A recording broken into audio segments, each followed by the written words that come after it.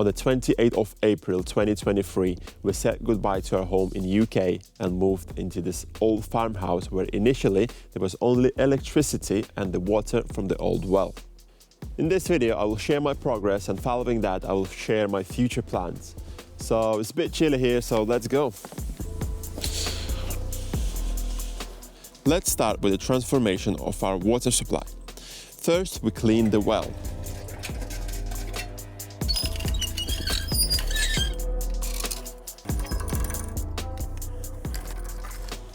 During the cleaning process, we found some treasures, like old cups, pliers, and even an old axe. Artifacts that could easily find a place in a museum, or at least in my personal collection.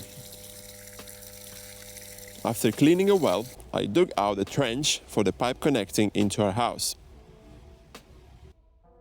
Then I installed automatic water pump and built a shed to protect it from freezing temperatures. With nighttime temperatures reaching -10, it still works fine, but I can add more insulation for better protection if needed. Now, after successfully establishing a water supply into our house, the next crucial step was implementing septic system. I dug a hole and installed a sewage system consisting of 5 tanks designed to filter wastewater before it returns to the ground. For a more in-depth look at this process, check out the dedicated video on my sewage system. You can find the link in the comments below. Now let me take you inside the house.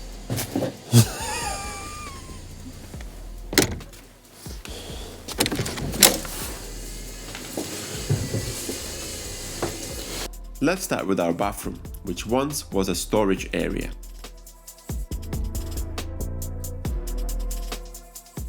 I began by removing an old floor and connecting pipes to our sewage system.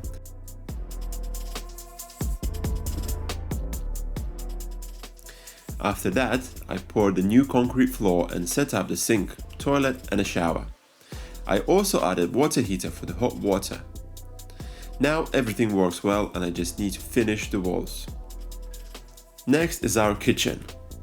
First, I have to fix the leaky roof, which meant taking down the chimney and replacing the roofing sheets over the kitchen and the bathroom.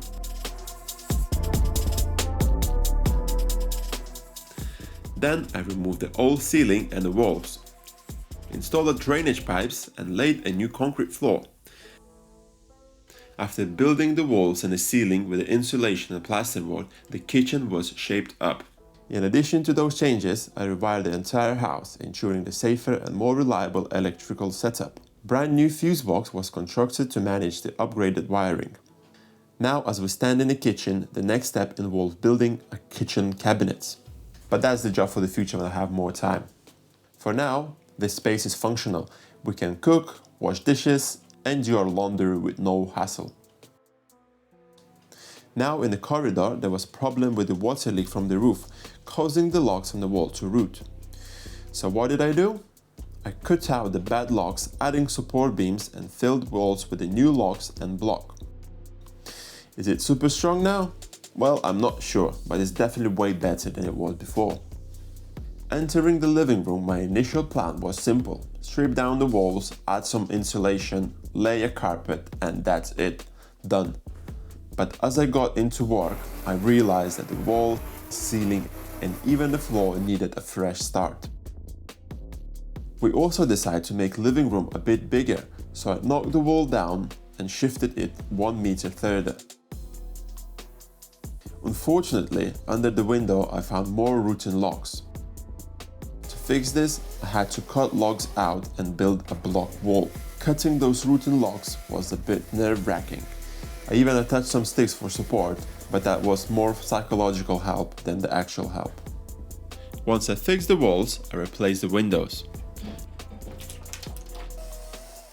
The task was easy as I gained some experience replacing windows in my bathroom and a kitchen. That's the current state of our house. Next is building a kid's bedroom, so the journey continues. Thanks for watching, and I'll see you in my next video.